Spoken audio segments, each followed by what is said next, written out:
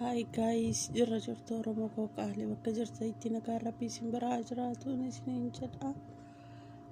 Warroonni chaanaala kiyyaaf maatii hin taane subscribe gochuun maatiin haftaa warroonni maatii kiyya taatan guddaa galatoomaa like share hin dagatinaa yoo yaada qabaattan commentii naaf kaa'aa dubbisa guddaa takka galatoomaa isiniin jedha. Viidiyoo koo kutaa lammaffaatiin dhufee jira jechuudha. Inni kutaa tokkoffaa sunillee hanga sammara yoo barumsa qabaachuu baate obboleettii teenya sanaa booda maaltu irra ga'e maal taate ka jedhu takka ammoo siif dhageessisuu barbaada jechuudha. Akkasii hedduu takka ulfaata jechuudha. Waan hedduu ulfaatu dukkana guddoo keessa galtee jirti amma yeroo ammaa kanatti jechuudha. Waan hedduu nama gaddisiisu jedhame shumarraa dhageenya waan ishiin jettu waliin laallaan isiniin jedha. Anis xiqqoo ammaaf gaafii baasuun hedduu takkanatti ulfaate dalagaa wajjiniin jechuun dhiifamaaf godhaadha. Sanaafu akkuma chaanaalli koona jala hin dadhabneef torbanitti viidiyoos sadii kanumarraa waan akkasii isin hojjechuu barbaade gara fuulduraatti as dhiyoottamu chaanaala kee irratti waan nama gammachiisu waan hedduu takka jaalattan argitan jedheen yaada inshallah yoo rabbiin jedhe akkasii mee ilaalla waan isheen jettu.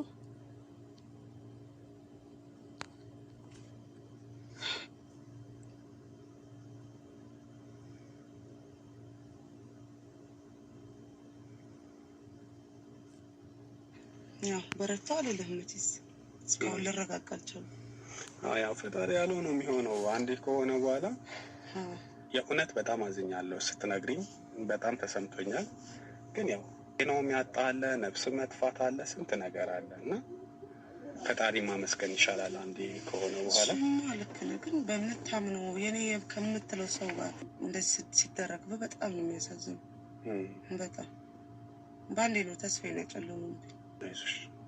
ምንድነው የተፈጠረው? በስልክ ነግረሽኛል ግን እስቲ ይበልጥ ማልቲ ሴተኒ አንጋማ ተስገባው እንደንደኝ ጀቲ ጀቹራ ተክቱማን ጅሩን ጎ ዱካና ኬሳ ቡኤ ነማናኒ ካን ኮቲ ጀዱን ዮኮን ነረጋው ጀቲ ጀቹራ ሜ ማልታቴ ወሉማላላ ዋንሽን ታቴ አንዳንድ ነገሮች እኔ በጣም ገርሞኛል። የሆነት በጣም ስለገረመኝ ምናልባት እስቲ እንደዚህ ነገሮች በሌሎችም ሰዎች ህይወት ሊኖር ስለሚችል ሌሎችም ይማሩበታል ብዬ ስላሰብኩኝ ነው። እንደዚህ አይነት ስሜት ውስጥ በነበርሽበት ሰዓት ያው መጥራት አልነበረብኝም፣ ይቅርታ። ግን ችግር የለም ያ በስልክ እንደነገርኩ ነው እንዳልክ። እኔማ በቃ ወይ አሳስታው ነው ወይ የሆነ ነገር ብዬ ነበር ያሰብኩት እና ያው ትዳሬም እንደዚህ በቀላሉ መመለስ ነበር የመሰለኝ። ለካ ነገሩ ሌላ ነው። እሱም ጠፍቷል ባይገርም ያሉ በቃ ብዙ ፋውን ይሰሩን ብዙ ነገር በቃ እንዴት ልበል በቃ አሳስሮ ነው ያስቀምጡት ማለት ይችላል። ጀሪ ለማነው በደል ማልገምተው ነገር ነው ያደረጉት። በተለይ እናቴ ምላስ ሴት አስበኳል። ቤቴን ያው እንደነገርኩ ቤት አለኝ ብያር ነበር በሷ ስም በኔ ስም ኮንዶሚኒየሙን በሷ ደግሞ ስም የገዛሁት ነበር እና ይሄን ቤት የገዛሁት ደግሞ አረብ ሀገር እያለሁ ነው። ከ8 አመት በፊት አረብ ሀገር ነበርኩና በአገሩም ብዙ ተሰቃይቼ ነው ያንን ገንዘብ ያመጣሁት። አረብ ሀገርም እንደሄድ ያረጋችኝ ያነሳሳችኝ እሷ ነበረች። አባቴ ያው እንደነገርኩ አባቴ በጣም ይበድለኝ ነበር፣ በጣም ያሰቃየኝ ነበርና ያወጣች በቃ አይዞሽ ምናምን ብላ የምታበረታታኝ እሷ ነበረች። እና ያለ እድሜ በልጅነቴ ነበር አረብ ሀገሩ ላይ ሄድኩት። እድሜን አስጨምራልኝ በቃ ያለው ለዚህ ምን አስጨምራልኝ ማለት 17 አመት ነበር በዛ ጊዜ ማለት ነው።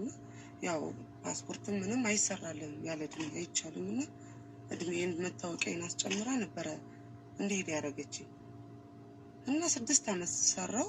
የማምናት እሷን ነው በቃ ብር እየላኩኝ እሷ ጋር ነበር በባንክ ማስቀምጠው እና ያሲውን ሐሳብ አመጣችልኝ። ለምን ቤት ምናምን የሚለውን ሐሳብ ስታመጣልኝ እኔም በሐሳቧ ተስማማሁ። ለምን እዚህ ጋር እናቴ ነች እዚህ ጋር በመሰቃይ ሳትክ waggaa 8 dura jetti biyya arabatan ture jetti jechuudha. waggaa 8 dura biyya Arabaatan ture. Biyya Arabaa waggaa 6 hojjedhe. Isuma keessatti ishumatu yaada naaf fidee jetti. Birriin baatiidhaan ergu walitti naaf qabde. Mana maaliif hin binne naan jetti. Anas ammoo yaadni ishii waan hedduu akkanatti toleef ishii jedheeni haadha tiyyaa as biraanis haadha tiyyaa abbaan kee hedduu akkana miidhaa ture yeroo sanatti immoo ishiin na bira dhaabbataa jetti jechuudha obboleettiin teenya. Kanaafuu homaa waan hin xaraxaree hin qabu jetti. Libbisaa biraa ilaala.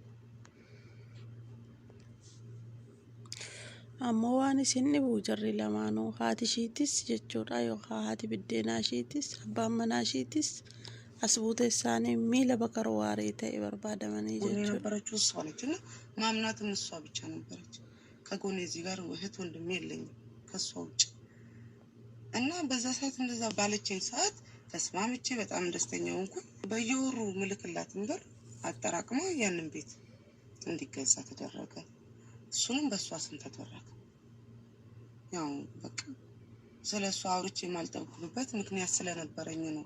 የእውነትም እንደ እናት መስላኝ ነበረ እና ያንን ቤት አሁን የደረሰብኝ ኪሳራ በጣም ከባድ ነው በእውነት። አከራይቼው ነበረ። ይሄን ቤት ለባለ ትዳሮች ነው፣ ነጋዴዎች ናቸው እና ያንን የቤት ኪራይ ለኔ ነው በባንክ የሚሰጡ ተከራዮቹ ማለት ነው። በመሀል እኔ አሁን ይሄ ችግር ከተፈጸመ በኋላ ይሄ ነገር ከሆነብኝ በኋላ ጓደኛዬ እንድረጋጋ ብላ ከጎኔ ማንም ስላልነበረ እኔ ጋር ሆነች። ለ5 ቀን ምናምን ያክል ከኔ ጋር ሆነችና ከሷ ጋር ሆኜ ተከራዮቹ እሱ አልመጣም። እሱ መጥቶ ቶሎ ብሎ ልብሱን ይዞ ነው የወጣው። ለምን መጥቼ ሌላ ችግር ውስጥ ልንገባ ሆነና እሱ በዛ ሰዓት በቃ እኔንም ሳያገኝ ነው ጥሎ የወጣው። ልብሱም ሁላ የለም፣ እኔ ስገባ ምንም ነገሩም የለም። ባንዴ ጨራርሶ ነው የወጣው። ከዛ ጓደኛዬም ከጎኔ ነበረች እያጽናናች ዋንጀተካ አሂ ergan waan kana yookaan viidiyoon kutaa tokkoffaa irratti hojjedhe sana erga arganii jetti riyyaan tiyya obboleettiin qabu waan takka hin qabdu jechuudha. Haati ishii deessee duute haadha biddeenaaf abbaan ishee fuudhan haadha biddeenaa hin deenye wanni tokko hin jiru jechuudha. Gama haadha biddeenaatiin somaan qabdu gara abbaatiin somaan qabdu ishuma takkittiitu jira jechuudha. Sanaa booda hiriyyaan tiyya guyyaa 5 na bira turtee jetti jechuudha obboleettiin keenya. Guyyaa 5 na bira turtee odoonanan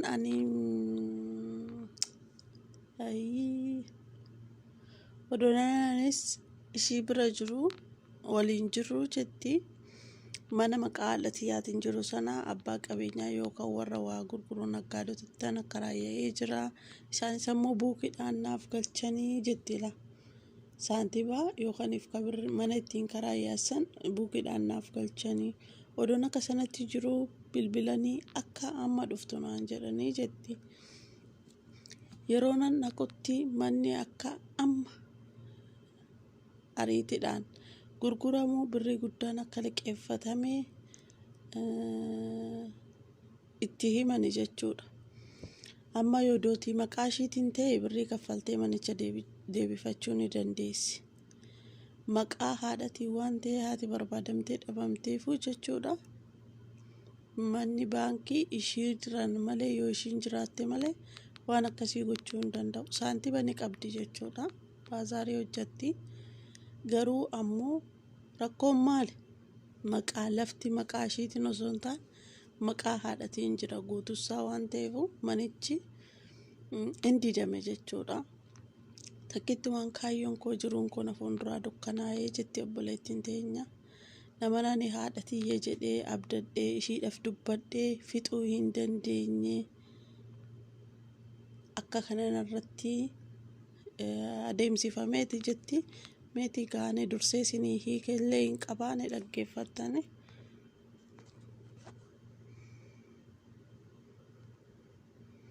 በማለት ተከራዮች ደወሉና በቃ በጣም ፈጥረሽ መምጣት አለብሽ።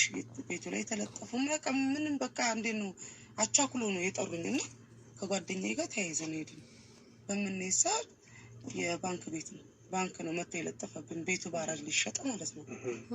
ለካ እናት ምላት ሴትዮ ምን አረገች? ብድር ተበድራለች ለካ ከባንክ ይሄን ቤት አስይዛ ማለት ነው። ይሄ ሁሉ ሲፈጠር እኔ ምንም አቅል ነገር የለም እና እንዴት ይሆናል ብዬ በቃ እዚህ ጋር ራሴን በቃ የዛን ቀንም አይተኛል ራሴን መቆጣጠር አቅቶኛል። ጭራሽ እኔም ተጨመረብኝ። ጓደኛዬ በቃ ለጋሽ ምን ነገር አለበት ማወቅ አለበት። እንዴት ለሱ ተነግሯል? አባቴን ማለት ነው የወላጅ አባቴን ስትል እንዴት እሱ በቃ ለሱ እንዴት ነው የምትነግሪው ማለት ታውቃለች። አባት እንደ አባት እንደ ልጅም አርጉኝ ስለማያውቅ በዚህ ሰዓት ቢነገረው ምንም አያመጣም ብዬ ነው ያሰብኩት። ለምን ካደረሰብኝ ከበደለኝ አንፃር ማለት ነው መሆን አለበት ይደወላል አለች። ደወለች። በመደወል ሰዓት በእውነት ስጋ ነው። በጣም ነው የደነገጠው። ባይገርም በጣም አይዞሽ በቃ አይዞሽ ተረጋጊ።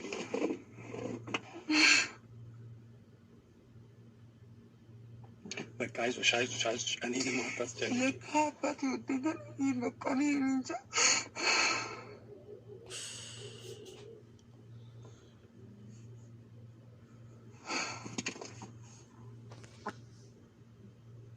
ለካ እኔ ይወደኛል ብዬ ነው ያሰብኩት። ታውቃለህ አባቴ ለእኔ እንደዚህ ያስባል። በቃ ለካ እውነትም ይወደኛል ማለት ነው። ያንን የሚበድለኝን አላሰብኩትም። ታውቃለህ በልጅነቴ እንደዚህ ያሰቃየኝን የነበረው ምናምን እኔ ምንም ትዝ አላለኝም። በቃ በእውነት በቃ የሚሆነው የሚያደርገው ነው ግራ የገባው። ለካ ከአባቴ ጋርም ጠፍታለች። ታውቃለህ እናት ተብዬዋ የለችም። አባቴ ሲጀመር የሚኖረው ኑሮ ማለት ጥሩ የሚባል ነው። የተመቻቸ ኑሮ ነው የሚኖረው። እሷ የቤትም ቤት ሆና ነው የምትኖረው። ደህና አድርጎ ነው የያዛት። ገብቷል። ልጆች የላቸውም? የለንም። በእሷም በኩልም በእኔም የለንም። እኔ ነኝ ለአባቴ አንድ ልጅ ያለሁት እና በቃ በኑሮ አንጻር ተቀጣን እንዳይባል በደንብ አድርጎ ነው የሚያኖራት። ቤቱን የያዘው እሱ ነው እና በቃ ጠበቃ ምናምን ለማማከር ሩጫ ጀመረ። በቃ እኔ አባትሽ እያለሁ ሲል በቃ የተሰማኝ ስሜት አስበው። አይዞሽ በቃ አሁን አታልቅሽ። አይዞሽ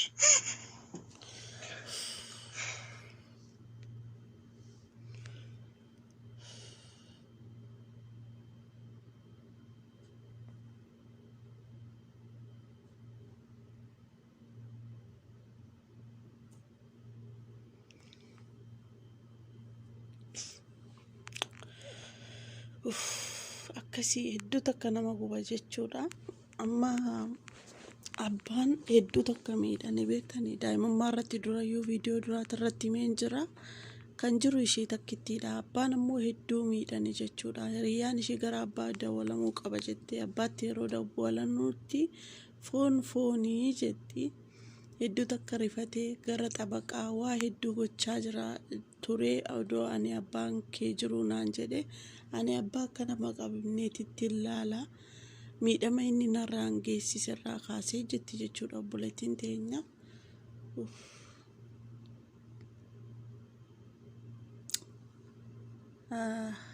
In ulfaataa viidiyoo waraabuu hin dandeenye dhiifama naaf godhaati.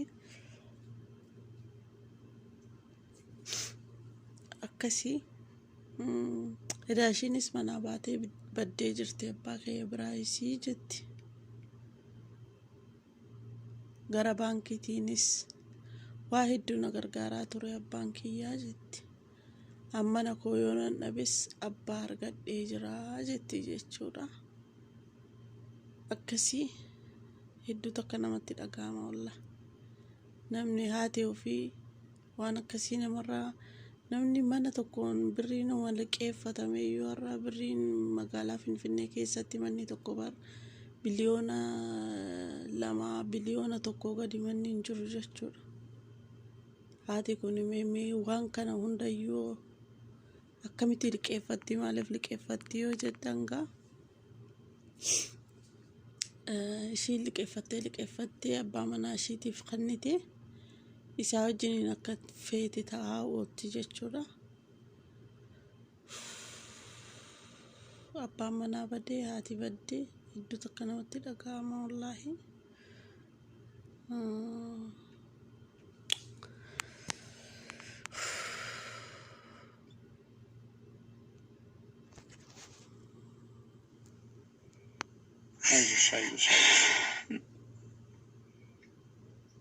አይዞሽ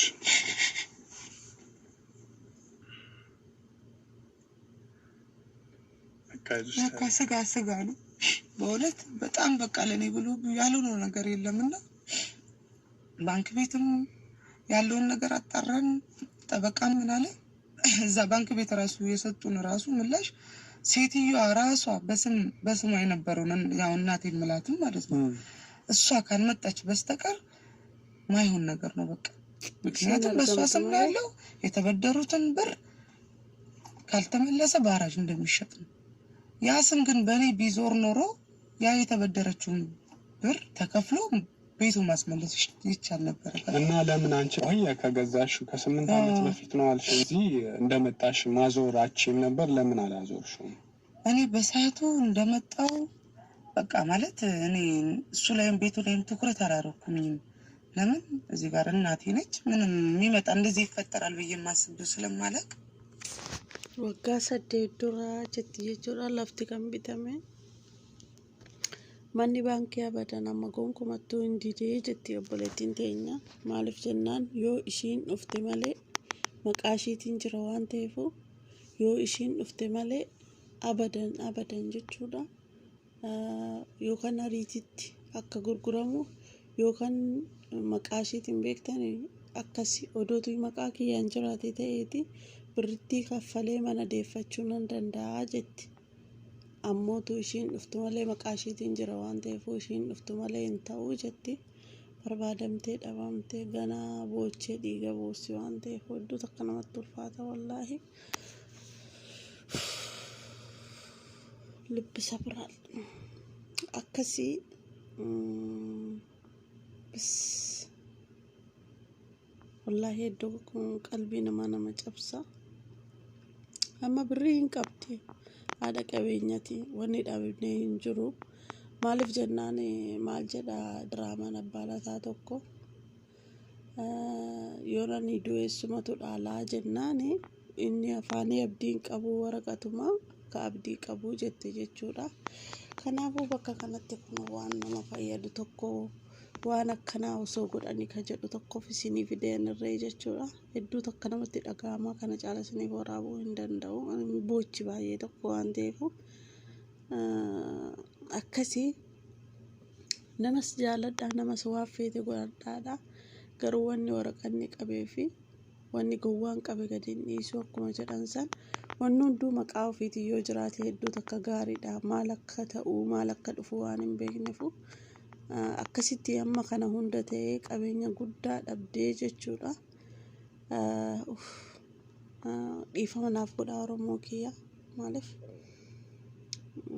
ያኒ ኮነ ጀላ ወላይ ነምኒ ተከ ዮቦ ቀልቤ ነማ ዱኩብሳ ሰናዩ ኢቲ ጀቹኒ ጋራ ቢያት ረቲ ሰሙ ኮንሶርሲኒ ዮካን ረቲ ጥየፈኔ ጀቲ ማለፍ ጀናና ሲን ሃዳቲ ያዋን ተይፉ ዋነሚ ደማ ጉደዴፉ ዱፍናን ጀቲ ቢያ ሃምባተራ ዱፍናን ወኔናን ኢቲ ሴኔኒ ጉዳን ማለን ጀቴ ደለጋ ዮካን ባዛሪቲ ከሰሲንቴ ጀቹዳ ሃዳቲ የጀቴ ላይኪን ደገቲናዳ hedduu takka jechuudha amaleetii antoona cabee yoo danda'e itti aansee isiniif dalagaa waan hedduu bochuuf jechuudha amma boodarree baay'ee namatti dhaga'ama akkasiin isiniin jedha namni ilmi namaa tokko yoo jaalalli jiru akka waan jibbii bukkeen jirreetitti yaadaa beekadha ammoo jaalallii fi jibbii wal bukkee jirti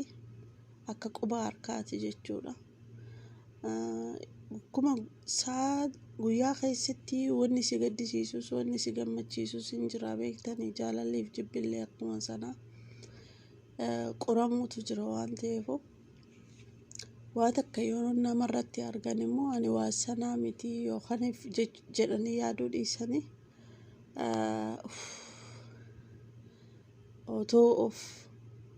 otoo of warra baratanii isiniin jedha hundi keessanuu maaliif jennaan irra caalaa warri chaanala koo laalan warra biyya hambaati waan ta'eefu lafaa miti amma horiinuu yoo bitamullee maqaa nama sanaatiin waraqaan galmaa'ee bitamaa yoo gurguramurree maqaan abbaan gurguree fi abbaan bitee suni seerri biyya keenyaa hedduu takka cimee jira. Kanaafuu of eeggadhaa isiniin jedha. Viidiyoo waraabuu hin dandeenye dhiifamnaaf godha. Fayyaa nagaa naaf ta'a. Waan an dura dhaggeeffadheefu aamileen koo iddoo takka na cabee waan irraa barattan jedhee abdiin qaba. Fayyaa nagaa nabina.